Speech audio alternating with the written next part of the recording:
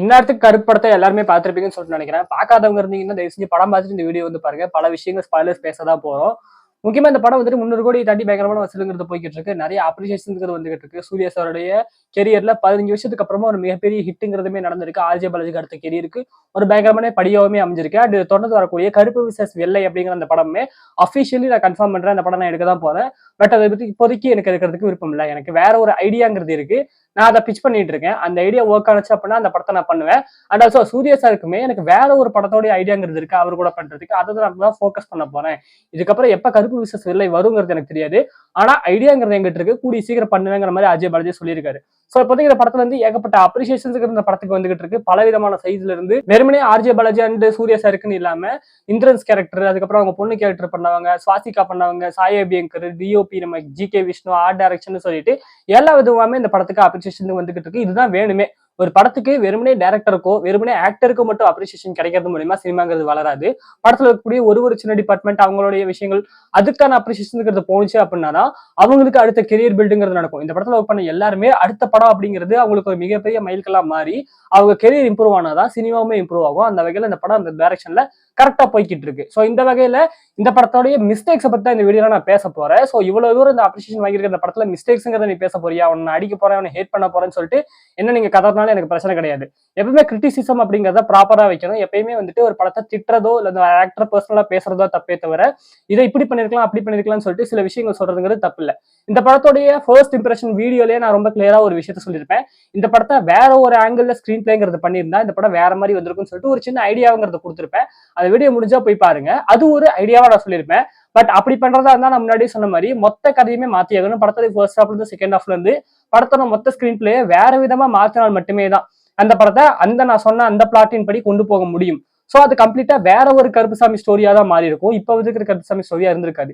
இதே நிதித்துறையே கொஞ்சம் சீரியஸா அடங்குற மாதிரி ஆயிருக்கும். பட் இந்த படத்துல கூடிய ரெஃபரன்சஸ் இந்த ஜாலியான இந்த வைபுக்குள்ளேயே பல மிஸ்டேக்ஸ்ங்கிறது இந்த படத்துல இருக்கு. பல விஷயங்களை வந்துட்டு வேற மாதிரி பண்ணிருக்காங்கிறது நிறைய விஷயங்கள் இருக்கு. அது என்னங்கிறத ஒவ்வொன்னா பார்க்கலாம்.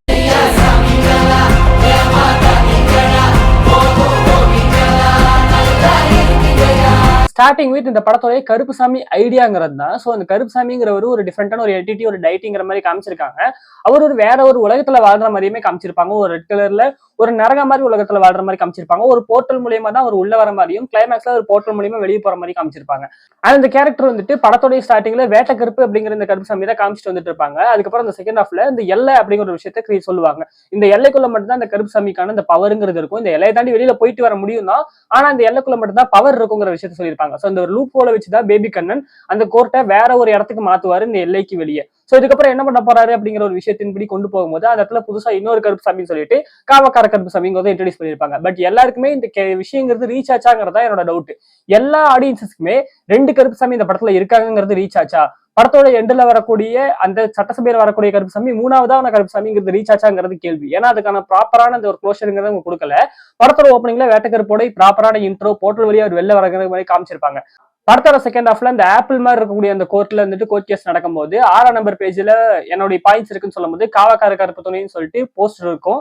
அதை பார்த்து பயந்துட்டு அந்த இடத்துல பேபி கண்ணனுக்கு எதிராக வந்துட்டு அந்த ஜட்ஜ் வந்துட்டு தீர்ப்பு வழங்கிடுவாரு. அதுக்கப்புறம் நம்ம கருப்புசாமி உள்ள வருவாப்புல, அதாவது வேட்டக்கருப்பு உள்ள வருவாரு. அது அவரோட எல்லை கிடையாது. ஆப்வியஸ்லி அவரோட எல்லைக்கு வெளியே தான் வந்திருப்பாரு. அண்ட் அங்க வந்து உனக்கு வந்துட்டு கிரிக்கெட்ல ஏதாவது கமெண்ட்ரி பண்ண போறியா அப்படிங்கிற மாதிரி அந்த டயலாக்ங்கிறது போகும். அதுக்கப்புறம் அந்த இடத்துல அங்க இருந்து கிளம்புவாரு. இதுக்கப்புறம் என்ன பண்ண போறாங்கிற மாதிரி சொல்லிட்டு அதோட நம்ம வேட்டக்கருப்பை பார்க்கவே கிடையாது.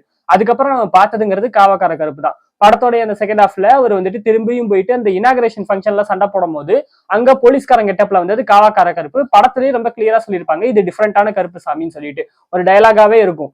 ஒரு கோர்ட்டை பிரச்சனை பண்ணதுக்கு இத்தனை சாமி வரீங்க, உலகம் ஃபுல்லா எத்தனை கோர்ட் இருக்கு, அங்கெல்லாம் என்னென்ன பிரச்சனைகள் இருக்கு, அதுக்கெல்லாம் எத்தனை பேர் வருவீங்கன்னு சொல்லிட்டு ஒரு டயலாகாவே இருக்கும். இதன் மூலமா 2 டிஃபரெண்ட் கருப்பு சாமிங்கிறத நமக்கு ரிவீல் பண்ணிட்டாங்க. ஆனா அந்த வேட்ட கருப்புக்கான க்ளோஜர்ங்கிறது படத்துல இல்லாமே போயிடுச்சு. எடுத்து தூக்குனாங்களா இல்ல எடுக்கவே இல்லையா இல்ல எழுதுனதுல ஏதாவது மிஸ்டேக்குங்கிறது எனக்கு தெரியல. பட் இதை எப்படி சரி பண்ணிருக்கலாங்கிறத இப்ப சொல்றேன். சோ ப்ராப்பரா அந்த கோர்ட்ல திரும்பியும் வந்து இந்த மாதிரி வந்துட்டு உனக்கு கிரிக்கெட் கமெண்ட்ரி அந்த மாதிரி வேலைக்கு போறியா அப்படின்னு சொல்லிட்டு ஒரு சீன் வந்திருக்கும்ல, அந்த சீனை படத்துல இருந்து எடுத்துட்டு அதாவது இந்த பேய் கேரக்டர் வந்துட்டு அந்த கோர்ட்டை சுத்தம் பண்ணிட்டு இருப்பாரு எல்லாரும் போனதுக்கு அப்புறமா. அப்ப அந்த ஒரு பேப்பருங்கிறது கிடைக்கும். அந்த பேப்பரை வந்துட்டு பார்த்து இதுதான் நான் ஃபர்ஸ்ட் கோர்ட் அந்த டாக்குமெண்ட் நான் இந்த கேஸ் போட்டேன்ல அந்த கேஸோட டாக்குமெண்ட்னு சொல்லிட்டு சொல்லுவாரு.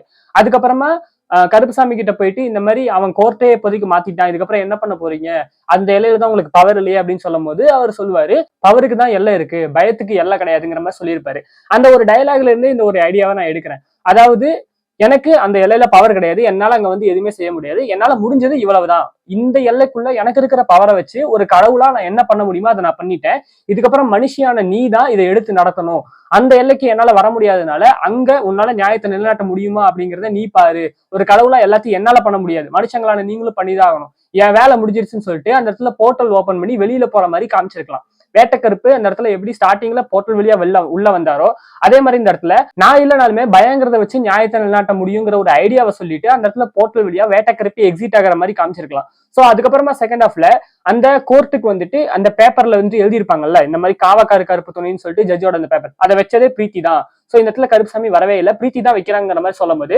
ஆடியன்ஸுக்கு ஆட்டோமேட்டிக்கா சோ கருப்புசாமி இல்ல, பிரீத்தி வந்துட்டு அந்த பயங்கர விஷயத்த மட்டுமே வச்சு இந்த விஷயத்த மூவ் பண்ணிட்டு இருக்காங்கிறது ஆடியன்ஸ்க்கு ரீச் ஆயிருக்கும். அதன் மூலியமா ஒரு சின்ன டென்ஷனுக்குமே ஆடியன்ஸுக்கு இருக்கும், கருப்புசாமி இல்ல இவங்க ஏதோ ஒண்ணு பண்றாங்க, ஆனா இது மூலியமா வந்துட்டு மொத்தமா இந்த நியாயத்தை நிலைநாட்ட முடியுமா, பேபிக்கான அதை கண்டுபிடிச்சா என்ன ஆகுறதுங்கிற ஒரு பயங்கிறது ஆடியன்ஸுக்கு வந்திருக்கும். அண்ட் அந்த சாமியோடைய சிலையை ஓபன் பண்ணி அதுக்கப்புறம் அந்த கேரக்டர் படத்தோட ஸ்டார்டிங் வந்து வேட்டக்காரர் பில்டப் பண்ணிட்டு இருக்காரு அந்த கேரக்டர், இங்க வந்து இது காவக்கார கருப்புசாமின்னு சொல்லிட்டு அந்த சிலையை காமிச்சு பில்டப் பண்றது, இது எல்லாத்தையுமே காட்டும் போதே பேபி கண்ணனுக்குமே தெரியும் இந்த எல்லையில கருப்புசாமிக்கு பவர் கிடையாது அப்படின்னு சொல்லிட்டு, அப்புறம் ஏன் இவ இதெல்லாம் பண்ணிட்டு இருக்கா, அப்ப இவதான் இதெல்லாம் பண்ணிட்டு இருக்கா, இதுக்கு முன்னாடி கருப்புசாமி கிடையாது, இவளாதான் இதெல்லாம் பண்றா, இப்ப நான் அடக்கிறேன் பாருன்னு சொல்லிட்டு அந்த கோர்ட் இனாகரேஷன் ஃபங்க்ஷன்ல உள்ள வந்து அந்த இடத்துல ஃபைட்டுங்கிறது நடக்கும் போது இப்போதைக்கு நான் எல்லா விதமான தப்பையுமே பண்ணிட்டேன், சாமி வரவே இல்லையே, இப்ப நான் எல்லா விதமும் தப்பு பண்ணிட்டேன், இப்ப கொலை பண்ண போறேன்னு சொல்லிட்டு உள்ள வரும்போது கன் எடுத்து ஷூட் பண்ணும்போது படத்துல எப்படி காமிச்சிருப்பாங்க அப்படின்னா செவுரை உடைச்சிட்டு ஜீப் உள்ள வரும், அண்ட் அதுல இருந்து துரசிங்கம்ங்கிற அந்த காவக்கார கருப்புசாமி என்ட்ரி கொடுக்குற மாதிரி காமிச்சிருப்பாங்க. அப்படி காட்டுறதுக்கு பதிலா அந்த எல்லை காவக்கார கருப்புசாமியோட எல்லைங்கும் போது அந்த செவுத்துல போர்ட்டல் கிரியேட் ஆகிற மாதிரி காமிச்சு அதுல இருந்து கார் வழியா ஜீப் வழியா வர மாதிரி காமிச்சிருக்கலாம். எப்படி போர்ட்டல் வழியா குதிரையில வந்துட்டு நம்ம வேட்டக்கருப்பு வந்தாரோ அந்த மாதிரி இந்த போர்ட் வழியா ஜீப்ல வர மாதிரி காமிச்சிருக்கலாம். பேருக்கு ஏத்த மாதிரி காவக்கார கருப்புசாமின்னு இருக்கிறதுனாலயே போலீஸ் கெட்டப்பல வராருங்கிறது ஆடியன்ஸுக்கு ரீச் ஆயிருக்கும். நமக்கு துரசிங்கம்ங்கிறது கிளிக் ஆகலாமே, உலக ஃபுல்லா இந்த படத்தை வந்துட்டு ஆடியன்ஸ் பார்க்க போறாங்கும் போது சப்டைட்டில பாக்குறவங்களுக்கு தெரியும் அது காவக்கார கருப்புசாமி அவங்க சொல்றாங்க அப்படின்னா காவக்கார சிக்கல்ட்டு அவங்க போலீஸ்காரனா இருக்கிறதுங்கிறது ப்ராப்பரா ரீச் ஆயிருக்கும். இதுக்கு வந்துட்டு நம்ம சூர்யா சாரோட படங்களை பார்த்துருக்கணுங்கிற அவசியமே கிடையாது, எல்லா விதமான ஆடியன்ஸ்க்குமே இது ரீச் ஆகும், இது பெர்ஃபெக்டா இருந்திருக்கும். அப்படிதான் இந்த படத்துலயுமே அது ஒர்க் ஆயிருந்துச்சு. சோ அந்த காவக்கார கருப்புசாமி போலீஸ்காரன் கெட்டப்ல வரான் அப்படிங்கிற மாதிரி காமிச்சிருக்கலாம். சோ அதுக்கப்புறமா அந்த காவக்கார கருப்புசாமி அவனை கொலை பண்ணி அந்த விஷயத்த முடிக்கிற மாதிரி காமிச்சு அண்ட் போர்ட்டல் வழியா எக்ஸிட் ஆகிற மாதிரி காமிச்சிருக்கலாம். சோ இதுல வேட்டக்கருப்போட என்ட்ரி அந்த போர்ட்டல் வழியா அண்ட் அவரால் முடிஞ்ச அளவுக்கு ஒரு விஷயத்த பண்ணி ஒரு இடத்துல ஒரு பொறுப்பை கொடுத்துட்டு அவர் எக்ஸிட் ஆகுறாரு. அண்ட் செகண்ட் ஹாஃப்ல வந்துட்டு திரும்பவும் காவக்கார கருப்புசாமியோட என்ட்ரி அவரால் முடிஞ்ச விஷயத்த பண்ணிட்டு ஒரு கொலையை பண்ணிட்டு ஒரு வதத்தை பண்ணிட்டு அங்கிருந்து அவர் எக்ஸிட் ஆகுற மாதிரி காமிச்சிருக்கலாம். இதுக்கு நடுவுல இந்த பாயிண்ட்ல பிரீத்தி தான் இந்த விஷயத்த ஹோல்டு பண்ற மாதிரி கேரக்டருங்கிறது அமைக்கப்பட்டிருக்கும். இப்ப நீங்க படத்தை பாத்தீங்க அப்படின்னா பிரீத்தி கேரக்டருக்கு படத்துல வேல்யூவே இருக்காது, எதுக்குடா த்ரிஷா கேரக்டர் இந்த படத்துல இருந்திருக்க வேணாம் அப்படிங்கறதா இருந்திருக்க வேண்டாம் அப்படின்னு நிறைய பேர் ஆடியன்ஸ் சொல்லிட்டு இருக்காங்க. ஆனா இப்படி ஒரு விஷயத்த பண்றது மூலியமா இந்த இடப்பட்ட காலம் அந்த வேட்டக்கருப்புக்கும் இந்த காவாக்கார கருப்புக்கும் இடப்பட்ட காலத்துல இந்த நியாயத்தை நிலைநாட்டிட்டு இருந்தது, இந்த பயத்தை வச்சு இந்த விஷயத்த ஹோல்டு பண்ணிட்டு இருந்தது பிரீத்தி கேரக்டர் தாங்கிற மாதிரி காட்டுறதுனால அந்த கேரக்டருக்கான வேல்யூங்கிறதுமே ஆட் ஆகுது. அண்ட் அந்த இடத்துல ஆடியன்ஸுமே டென்ஷன்ல தான் இருந்திருப்பாங்க, ஏன்னா பேபிக்கான வந்து இத்தனை விஷயத்த பண்ணிட்டு இருக்கான் அப்படிங்கும் போது அந்த இனாகரேஷன் ஃபங்க்ஷன்ல வேட்டக்கருப்பு இல்ல, சோ இந்த இடத்துல பிரீத்தி பயத்தை வச்சு அது பண்ணிட்டு இருக்கும் போது அடுத்து என்ன நடக்க போகுதுன்னு சொல்லிட்டு ஜெனரல் ஆடியன்ஸ் எல்லாமே பயந்துருப்பாங்க. ப்ராப்பரான சினிமாவை கரைச்சு குடிச்சவங்களுக்கு மட்டும் தான் தெரியும் எப்படியும் இந்த எல்லைக்கு வேற ஒரு கருப்புசாமி கண்டிப்பா இருப்பார்ல, அவர் கண்டிப்பா வருவார்ல அப்படின்னு சொல்லிட்டு நம்மள மாதிரி ஆட்களுக்கு தான் தெரியுமே தவிர ஜெனரல் ஆடியன்ஸுக்கு தெரிஞ்சிருக்காது. அந்த இடத்துல ப்ராப்பரா அந்த விஷயத்த பண்ணியிருந்தாங்க அப்படின்னா அது நல்லாவே ஒர்க் ஆயிருக்கும். பட் இப்படி பண்ணதுங்கிறது அந்த இடத்துல ஒரு டைல்யூட்டான விஷயமா மாறிடுச்சு. இது ஒரு ஃபர்ஸ்ட் மிஸ்டேக். அண்ட் இதை தாண்டி கிளைமேக்ஸ்ல வரக்கூடிய சட்டசபையில வர கருப்புசாமியோட பேரு ஊரு அவர் எங்க இருந்து வந்தாரு அவரோட போர்ட்டல் என்ட்ரி இதெல்லாம் காட்டணுங்கிற அவசியமே கிடையாது, ஆடியன்ஸுக்கு ப்ராப்பரா ரீச் ஆயிருக்கும். ஏன்னா 2 தடவை ஒரு கருப்புசாமியோடைய போர்ட்டல் என்ட்ரி அவர் செய்யற விஷயம் அண்ட் போர்ட்டல் எக்ஸிட்ங்கிறத 2 தடவை காமிச்சதுனால 3வது தடவை ஜெனரல் ஆடியன்ஸுக்கு காட்டணுங்கிற அவசியம் கிடையாது, அந்த விஷயங்கிறது ப்ராப்பரா ஒர்க் ஆயிருக்கும். இப்ப படம் பாத்தீங்க அப்படின்னா சட்டசபையில அந்த கருப்புசாமி வரும்போது ஜெனரல் ஆடியன்ஸுக்கு இவர் எந்த கருப்புசாமின்னு அவங்களே கன்ஃபியூஸ் ஆயிருக்காங்க, அவங்க ஒரு புதுசான ஒரு கருப்புசாமியா இல்ல வேட்ட கருப்பா இல்ல காவாக்கார கருப்பா யார் இவரு எப்படிங்கிறது கன்ஃபியூஷன்ங்கிறது நிறைய பேர் இருக்கு. அந்த என்ஜிகே ரெஃபரன்ஸ்ங்கிறது நிறைய பேருக்கு புரியலங்கிறது பிரச்சனையே கிடையாது. பட் இந்த விஷயமே பேசிக்கா அந்த கதைக்குள்ள இருக்கிற விஷயமே புரியலங்கிறது பிரச்சனை தானே. சோ இந்த விஷயத்த அவங்க கரெக்டா பண்ணியிருந்தாங்கன்னா ப்ராப்பரான போர்ட்டல் என்ட்ரி அண்ட் எக்ஸிட்ட பண்ணியிருந்தாங்கன்னா இது ஒர்க் ஆயிருக்கும் அப்படிங்கிற மாதிரி சொல்றேன். அடுத்து ரெஃபரன்ஸ்ங்கிறத ஃபர்ஸ்ட் நான் கொஞ்சம் எக்ஸ்பிளைன் பண்றேன். இந்த படத்துக்குள்ள சீனை வச்சு நான் எக்ஸ்பிளைன் பண்றேன். மண்ணிலே ஈரமுண்டுங்கிற பாட்டை யூஸ் பண்ணிருப்பாங்க படத்துல. அது சூர்யா சாரோட ப்ரீவியஸ் ஃபிலிமான ஜெய்பீம் படத்துல இருந்து வந்த ஒரு பாட்டு. அந்த பாட்டை படத்துல ஒரு பர்டிகுலர் சீன்ல யூஸ் பண்ணும்போது அந்த கதைக்குமே அது காம்ப்ளிமெண்ட் பண்ணுது. அண்ட் சூர்யா சாரோட ப்ரீவியஸ் சாங்ல வந்த கூட அந்த சாங் வந்துட்டு யூஸ் பண்ணிருக்காங்கிறது ஆடியன்ஸுக்கு அது ரீச் ஆகுது. இந்த விஷயம் எந்த ஒரு வகையிலுமே படத்தை விட்டு நம்மளை வெளியில வர வைக்கல, கதையை விட்டு வெளியில வர வைக்கல, அதே சமயத்துல படத்துக்கும் காம்ப்ளிமெண்ட் பண்ணுது. அண்ட் ஜனகணமன சாங்குமே அதே மாதிரிதான். சோ இந்த மாதிரி படத்துக்கு அது காம்ப்ளிமெண்டாவே இருக்கணும். அந்த ரெஃபரன்ஸ் ஆடியன்ஸுக்கு புரிஞ்சு அவங்க என்ஜாயும் பண்ணணும். இதுதான் ஒரு ப்ராப்பரான ரெஃபரன்ஸ். இப்படி இருந்தாலும் அது பெர்ஃபெக்டா இருக்கும். சில ரெஃபரன்சஸ்ங்கிறது எக்ஸ்டர்னலாவுமே இருக்கும். அதாவது வேற ஒரு படத்தின் சம்பந்தப்பட்ட விஷயங்களும் எடுத்துட்டு வருவாங்க. இப்ப உதாரணத்துக்கு A1 படத்துல வந்துட்டு பாபநாசம் படம் பார்த்திருக்கீங்கல்ல, அதுல வந்துட்டு எல்லாருமே ஒரு கொலை பண்ணிட்டு எல்லாரும் வந்துட்டு எஸ்கேப் ஆகணும். அதுக்கு எல்லாருமே ப்ராப்பரா போய் சொல்லுவாங்க. யாருமே மாத்தி மாத்தி போய் சொல்ல மாட்டாங்க. எல்லாம் ப்ராப்பரா போய் சொல்லுவாங்க. அது மாதிரிதான் நம்மளும் பண்ணணுங்கிற மாதிரி சொல்ல வந்திருப்பாரு. சோ அந்த இடத்துல ஒரு எக்ஸ்டர்னல் படத்தோடய ஒரு ரெஃபரன்ஸை உள்ள கொண்டு வராங்க. அண்ட் அது எந்த ஒரு வகையிலுமே அது ஒரு ரெஃபரன்ஸ் தான். பட் அது எந்த ஒரு வகையிலுமே கதையுமே அவங்க பாதிக்காத மாதிரி கொண்டு வராங்க. அந்த மாதிரி தான் ரெஃபரன்ஸ்ங்கிறது இருக்கும். பட் இந்த படத்துல வந்து ரெஃபரன்ஸ் ரெண்டு முக்கியமான ரெஃபரன்ஸ்ங்கிறது படத்தோடைய கதையை மொத்தமா டிஸ்டர்ப் பண்ற மாதிரி அமைஞ்சது. ஃபர்ஸ்ட் விஷயங்கிறது துரசிங்கம் ரெஃபரன்ஸ். நான் முன்னாடியே சொன்ன மாதிரி காவக்கார கருப்புசாமி தான் போலீஸ்காரர் கெட்டப்ல வராதுங்கிறதுனால இது அந்த சாமி தான். சோ சாமி வந்துட்டு ஆப்வியஸா கருப்புசாமியே பாடி கார்டு முனீஸ்வரன் சொல்றது அண்ட் ஆல்சோ வந்துட்டு மிலிட்டரி கெட்டப்ல வந்துட்டு செலவைக்கிறது, போலீஸ் கெட்டப்ல செலவைக்கிறதுங்கிறது நம்ம வழிபடலையே இருக்குங்கும் போது ஆடியன்ஸுக்கு ஆட்டோமேட்டிக்கா ஒரு போலீஸ் கெட்டப்ல வந்ததுங்கிறது இது இந்த கருப்புசாமி அதனால போலீஸ் கெட்டப்ல வந்திருக்காருங்கிறது ரீச் ஆயிடும். சோ அது தாண்டி படத்துல வந்துட்டு இந்த ரெஃபரன்ஸ் அந்த துரசிங்கம் ரெஃபரன்ஸ்ங்கிறதுக்கு ஆப்வியஸ்ல பின்னாடி சாயபேங்கர் வந்துட்டு டிஎஸ்பியோட மியூசிக் எடுத்து துரசிங்கத்தோட அந்த சாங் எடுத்து அதை கருப்பு படத்தோட சாங் கூட ரீமிக்ஸ் பண்ணி ஒரு வெர்ஷனுங்கிறத யூஸ் பண்ணியிருப்பாரு. சோ இது மூலயமாவே ரெண்டு விதமான விஷயங்கிறது ஆடியன்ஸ்க்கு ரீச் ஆயிரும். ஒன்னு கருப்புசாமி காவக்கார கருப்புசாமிங்கிறனால போலீஸ்காரர் கெட்டப்ல வந்திருக்காரு. அண்ட் சூர்யா சாரோடைய ப்ரீவியஸ் படமான அந்த துரசிங்கம் கேரக்டரை அப்படியே கொஞ்சம் ரெஃபரன்ஸா வச்சிருக்காங்கிறது இந்த மியூசிக் மூலயமா நமக்கு ரீச் ஆயிருக்கும். இதை தாண்டி படத்துல அவங்க அந்த கார்டு காமிச்சிருப்பாங்கல்ல, அதாவது இந்த போலீஸ் பேட்ச் அதுல துரசிங்கம்னு போட்டதோ அண்ட் பேபி கண்ணன் கேரக்டர் சிங்கம் ரீஎன்ட்ரியா அப்படின்னு சொன்ன அந்த டைலாகும் படத்தை விட்டு நம்மள வெளியில கொண்டு வர வச்சிருச்சு. எப்பயுமே ஒரு படத்துல வந்துட்டு பேக்ரவுண்ட் மியூசிக்கோ சவுண்ட் எஃபெக்ட்ஸோ இல்ல பேக்ரவுண்ட்ல வரக்கூடிய ஏதோ ஒரு டைலாகோ இந்த மாதிரி ரெஃபரன்ஸா அமையும் போது ஆப்வியஸ்லி அதை படத்தை டிஸ்டர்ப் பண்ணாது. பேக்ரவுண்ட் மியூசிக்ங்கிறது ஜஸ்ட் அதை எலிவேட் பண்றதுக்காக தானே. சோ அந்த பேக்ரவுண்ட் மியூசிக்கை நம்ம மேக்ஸிமம் நிறைய நேரம் கண்டுக்க கூட மாட்டோம். சோ அதை கவனிக்கிறவங்கிறது ரொம்ப ரேரான ஆட்கள். இந்த மாதிரி ரெஃபரன்சஸ் இருந்தா தான் அதை கண்டுப்போம்.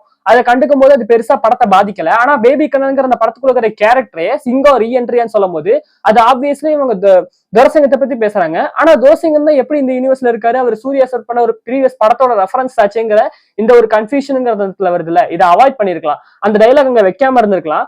ஜஸ்ட் இது வந்துட்டு ஒரு போலீஸ்கார கேரக்டர் இவர் காவக்கார கருப்புசாமிங்கிற மாதிரி சொல்லி அந்த மியூசிக் மூலயமா நமக்கு ஒரு துரசிங்கங்கிற மாதிரி ரீச் பண்ண வச்சிருக்கலாம். அது ரொம்ப செட்டிலா இருந்திருக்கும். அதுதான் ப்ராப்பராவும் இருந்திருக்கும். அந்த லாஜிக்குங்கிற அந்த விஷயத்த வந்துட்டு அவங்க அழகா பிளே பண்ணிருக்கலாம். அதை அவங்க ஒரு மிஸ்டேக்கா பண்ணிட்டாங்க. அதுக்கப்புறம் லியோ ரெஃபரன்ஸ். இந்த லியோ ரெஃபரன்ஸை நம்ம பாக்குறதுக்கு ஸ்பின் ஆஃப்ங்கிற ஒரு கேட்டகரியை எக்ஸ்பிளைன் பண்ண வேண்டியது இருக்கு. ஸ்பின் ஆஃப் அப்படின்னா என்னன்னா ஒரு பர்டிகுலர் படத்துல வரக்கூடிய ஒரு கேரக்டர் ஆர் ஒரு குரூப் ஆஃப் கேரக்டர்ஸ் வேற ஒரு படத்துல அப்பியர் ஆறது தான் ஒரு ஸ்பின் ஆஃப்னு சொல்லுவாங்க. ஹாலிவுட்ல ஜெனரலாவே இருக்கும். நீங்க மார்வல் சினிமேட்டிக் நியூஸ் எடுத்துக்கிட்டீங்கன்னா ஒரு படத்துல இப்ப சிவில் வார் படத்துல கேப்டன் அமெரிக்கா சிவில் வார்ல ஸ்பைடர்மேன் அப்பியர் ஆயிருக்காருன்னா அதுல இருந்து ஸ்பைடர்மேனுக்கு செப்பரேட்டா ஒரு படம் வரும். அயன்மேன்ல இருக்காரு அப்படின்னா அயன்மேன் அவரு ஹோம் கமிங்ல வந்து ரெஃபரன்ஸா வருவாரு. சோ ஒரு ஸ்பின் ஆஃப்ங்கிற மாதிரி காமிப்பாங்க. நம்ம ஊருக்கு சொல்லணும் அப்படின்னா கைதி படத்துல வந்த நெப்போலியன் லியோ படத்துல வராருங்கிறது. சோ வேற ஒரு படத்துல வந்த ஒரு அதே கேரக்டர் இந்த ஒரு படத்துல வருதுங்கிறது. இதை ரெஃபரன்ஸுக்குள்ள கொண்டு வரும் போது அது எந்த வகையிலுமே லாஜிக்கா மிஸ்டேக் ஆகாம கொண்டு போயிருக்கலாம். இதுக்கு பெஸ்ட் எக்ஸாம்பிள் நம்ம சூர்யா சாரோடைய மாஸ் படத்தை எடுத்துக்கலாம்.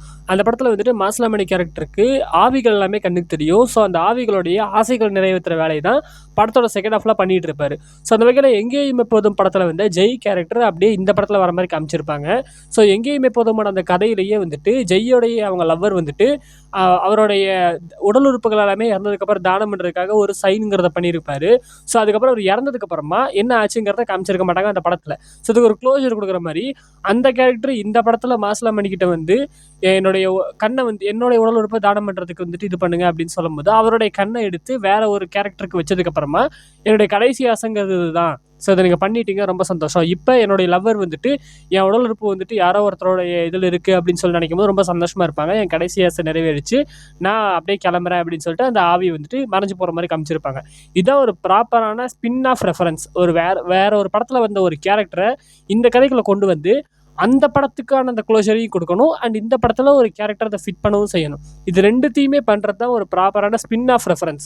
அவங்க அதை எப்படி காமிச்சிருப்பாங்கன்னா லியோவை ஜஸ்ட் அவர் வந்துட்டு சென்னையில ஒரு காஃபி ஷாப், அதுக்குள்ள ப்ராப்பரா லியோவும் இருப்பாரு, அந்த பொண்ணும் இருக்கும், அந்த இயலுங்கிற அந்த குழந்தையும் இருக்கும், சாண்டியும் இருப்பாரு. இவங்க 4 பேருமே அந்த சென்னையில இருக்காங்கிறது ஆப்வியஸா லியோ படத்தவங்க ஹிமாச்சல்ல தான் நடக்குது, இது இங்க நடக்குதுங்கும் போதே ஆடியன்ஸ் கருப்பு படத்தோடைய அந்த உலகத்துக்குள்ள இருந்து வெளியில வந்துடுறாங்க.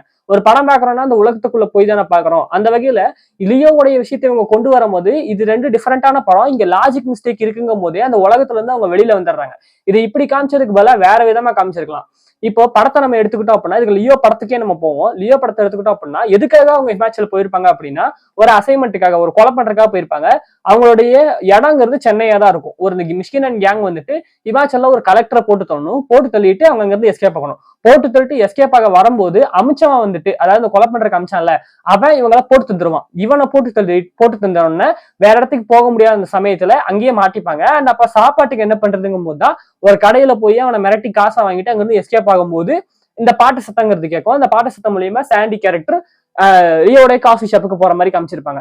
சோ சாண்டி கேரக்டர் ஆல்ரெடி சைக்கிக்கான கேரக்டர் தான். இதுக்கு முன்னாடியும் பின்னாடியே ஒரு பல விஷயங்களுக்கு இது பண்ணியிருக்காருங்கிற மாதிரி படத்தோட ஓப்பனிங்ல வந்து அந்த ஹராஸ்மெண்ட் சீன்லயே காமிச்சிருப்பாங்க. படத்தோட ஓப்பனிங்ல அந்த கலெக்டரை போட்டு தரணும்னா அவர் வீட்டுல கூட குழந்தைய ஒரு அரெஸ்ட் பண்ற மாதிரியும் ஒரு சீனுங்க வந்திருக்கும். சோ இதன் மூலியமா சாண்டி கேரக்டர் ஜென்ரலாவே இப்படிப்பட்ட கேரக்டர்ங்கிறத நமக்கு சொல்லிட்டாங்க.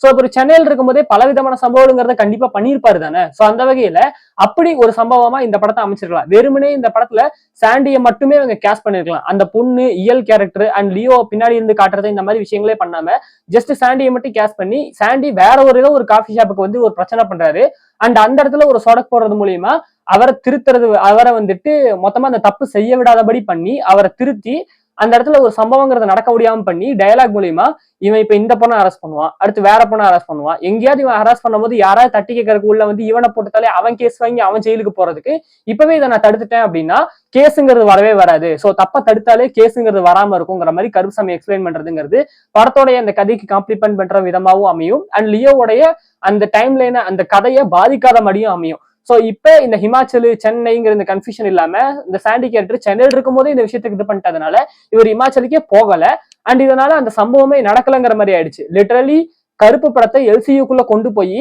லியோ படத்தை வந்துட்டு நடக்க விடாம பண்ணிட்ட மாதிரி அமைஞ்சிருச்சு. சோ இது வந்துட்டு கேட்க கொஞ்சம் ஃபன்னியாவோ கூஃபியாவோ இருந்தாலும் கூட நீங்க யோசிச்சு பாத்தீங்கன்னா லாஜிக்கலா இது கரெக்டா இருக்குல்ல, இதை வச்சிருக்கலாம். இப்படி பண்ணியிருந்தா பெர்ஃபெக்ட்லி பிரில்லியண்டா இருக்கும். இப்படிதான் ஒரு ஸ்கிரீன் பிளேங்கிற இப்போ ஒரு சினிமேட்டிக் யூனிவர்ஸ்க்குள்ள இந்த மாதிரி இப்ப இந்த மல்டிவர்ஸ் டைம் லைன் அப்படின்னு சொல்லிட்டு மாவல் பண்ணிட்டு இருக்காங்கல்ல, அதுக்குள்ள இந்த மாதிரி ஸ்கிரீன் பிளே தான் அவங்க பண்ணவே செய்வாங்க. இதை நம்ம ஊர் கதைகளுக்குள்ள லாஜிக்கலான கதைக்குள்ள செட் பண்றதுதான் கஷ்டம். பட் இதை வந்துட்டு இவங்க வச்சிருந்தாங்க அப்படின்னா ப்ராப்பரா இருந்திருக்கும், அது நல்ல இதாகவும் ஒர்க் ஆயிருக்கும். அண்ட் இப்ப பாத்தீங்கன்னா கூட நிறைய பேர் சொல்றது வந்துட்டு அந்த இடத்துல பார்த்திபன் இருக்காரு, பார்த்திபனோட ஒய்ஃப் கேரக்டர் சத்யா, அவங்களுமே த்ரிஷா அண்ட் இங்க உட்காந்து இருக்கிறதுமே த்ரிஷாங்கிற இந்த கேள்விங்கிறது படம் பார்த்துட்டு இருக்குமே நிறைய பேருக்கு வந்திருக்கும். இந்த கருப்பு உலகத்துல இருந்து வெளில வந்திருப்பாங்க. நான் சொல்ற மாதிரி இந்த சீனை அமைச்சிருந்தாங்க அப்படின்னா அந்த விஷயங்கிறது நடந்திருக்காது. அவங்க த்ரிஷா பத்தி யோசிச்சிருக்க மாட்டாங்க. எப்படி இந்த மூக்குத்தி அம்மனுக்கு 3 டிக்கெட் இருக்கான்னு வரியா அப்படின்னு சொல்லிட்டு கேட்கும் போது மூக்குத்தி அம்மன் ஓடிடி ரிலீஸ் ஆன படமாச்சே, இவர் டிக்கெட் இருக்கான்னு கேட்கறாரு அப்படிங்கிறது ஆடியன்ஸ் அந்த கேள்விங்கிறது படம் பார்க்கும்போது வரல. இன்டர்வியூல ஆர்ஜே பாலாஜி சொல்லியிருந்தாரு நிறைய பேருக்கு அந்த கேள்வி வரவே இல்லை அப்படின்னு சொல்லிட்டு. அந்த மாதிரி இந்த இடத்துல நான் சொல்ற மாதிரி இந்த ரெஃபரன்ஸை வச்சிருந்தாங்க அப்படின்னா 2 த்ரிஷா ஒரே இதுல இருக்காங்கிற விஷயமே உங்களுக்கு தோணி இருக்காதுங்கிறத நான் சொல்றேன். சோ இந்த மிஸ்டேக்கை அவங்க எப்படி சரி பண்ணிருக்கலாம். அடுத்தது கருப்புசாமி பண்ணக்கூடிய தவறுகள் என்னென்ன அப்படின்னு சொல்லிட்டு பார்ப்போம். கருப்புசாமி இந்த படத்துல ஸ்டார்டிங்ல இருந்து நிறைய விஷயங்கள் பண்ணிட்டு இருப்பாரு. அதுல முக்கியமா வரக்கூடிய கிரைம்ஸ்ங்கிறது பார்த்தா ஓப்பனிங்லயே பல பேர்த்த கொல்ற மாதிரி தான் காமிச்சிருப்பாங்க. நான் சொல்றது ஓப்பனிங்னா ஃபர்ஸ்ட் வந்து ஒருத்தவங்களை கொல்லுவார் இல்லையா, ஒரு யாரோ ஒரு தாத்தா வந்துட்டு மிளகா அரைச்சு கூப்பிடுவாரு, அந்த சீனை சொல்ல. அதாவது பேபி கரனை ஃபர்ஸ்ட் மீட் பண்றதுக்கு வரும்போது அந்த இடத்துல பல பேர்த்த கொல்ற மாதிரி தான் காமிச்சிருப்பாங்க. லிட்டரலி ஒரு அவரோட ஈட்டி மூலியமா 3 பேர்த்த வந்துட்டு வயிற்றுல குத்தி அந்த பக்கம் ஈட்டி வெளில வந்திருக்கும். அண்ட் இன்டர்மிஷன் ஃபைட்ல கூட ஒரு ராட் எடுத்து ஒரு வயிற்றுல குத்துற மாதிரி தான் காமிச்சிருப்பாங்க. நிறைய கொலைகளுங்கிறத வேட்டக்கருப்பு பண்ற மாதிரி தான் காமிச்சிருப்பாங்க. ஆனா இதுக்கு எதுக்குமே கோர்ட்டு கேஸ்ன்னு சொல்லிட்டு எதுவுமே நடந்திருக்காரு. செகண்ட் ஹாஃப்ல நடக்கலனாச்சும் பரவாயில்ல, ஃபர்ஸ்ட் ஹாஃப்ல ரொம்ப லாஜிக்கலா பவர் யூஸ் பண்ணக்கூடாதுங்கிற மாதிரி இருக்கும்போது அப்ப நடந்த பிரச்சனைக்கெல்லாம் ஏன் வந்துட்டு எந்த ஒரு கேஸுமே ஃபைல் ஆகல, கருப்புசாமி ஏன் யாருமே தேடல அப்படிங்கிற கேள்விங்கிறது வரத்தான செய்யுது. சோ அந்த இடத்துல அந்த லாஜிக்ங்கிறது மிஸ்டேக் ஆகுது. அண்ட் இதனாலயே படம் ஃபுல்லா வந்துட்டு ஃபர்ஸ்ட் ஹாஃப்ல நிறைய கொலைகளுங்கிறது வேட்டைக்காரர் பண்றதுனால செகண்ட் ஹாஃப்ல பேபி கண்ணை கொல்றதுங்கிறது அந்த ஒரு அவதாரமா அந்த ஒரு வேடத்துல வந்து அவரை கொல்றதுங்கிறது பெருசா வேல்யூ இல்லாம போயிடுது. அண்ட் இதை முதல்ல பண்ணிருக்கலாமே அப்படின்னு தோணுது. முதல்லயே பேபி கண்ணனுக்கு ஜஸ்ட் சப்போர்ட்டிவா வரக்கூடிய அடியாட்களை கொள்றீங்க அப்படின்னா அவங்கள கொண்டு அவங்க வாழ்க்கை இது பண்றதுக்கு பதிலா டைரக்டா அப்பவே பேபி கண்ணனை கொண்டு இருந்தா மொத்த பிரச்சனையும் முடிஞ்சிருக்குமேங்கிற கேள்விங்கிற வர்த்தனை செய்யுது. இதை அவங்க சரி பண்றதுக்கு ஒரு சின்ன விஷயத்த பண்ணிருக்கலாம். படத்தோட ஸ்டார்டிங்ல இருந்தே வேட்டைக்கருப்போட எல்லா ஃபைட்ஸ்லயுமே யாரையுமே கொல்லாதபடி காமிச்சிருக்கலாம். இப்போ உதாரணத்துக்கு இதுக்கு நான் சொல்லணும் அப்படின்னா ஸ்பைடர்மேன் கேரக்டர் சொல்லுவேன். Spiderman character friendly neighbourhood Spiderman ஒரு பேரே இருக்கு. என்னன்னா உங்க வீட்டோடய பக்கத்து வீட்டுக்கார மாதிரி நானு என்கிட்ட நீங்க என்ன ஹெல்ப் வேணாலும் கேட்கலாம் அப்படிங்கறதா ஸ்பைடர்மேனோட பாலிசி. அவருக்கு நோ கில் பாலிசிங்கிற ஒரு விஷயங்கிறது இருக்கும். நான் எவ்வளவு பெரிய வில்லன்களை வேணா எடுத்து நிப்பேன், என்ன வேணா சண்டை போடுவேன், ஆனா நான் யாரையும் கொல்ல மாட்டேன். நான் விஜிலாண்டி தான், என்கிட்ட நான் வந்துட்டு சட்டத்தை கையில எடுத்துக்கிறேன் தான். ஆனா யாருக்கும் தண்டனை கொடுக்கறதுக்கு நான் ஒன்னும் கவர்மெண்ட் கிடையாது, நான் ஒன்னும் சட்டம் கிடையாது. நான் ஒரு சூப்பர் ஹீரோ. நான் வந்துட்டு உங்களுக்கு ஹெல்ப் தான் பண்றேன். கவர்மெண்ட்டுக்கு சரி மக்களுக்கும் சரி நான் ஹெல்ப் தான் பண்றேன்.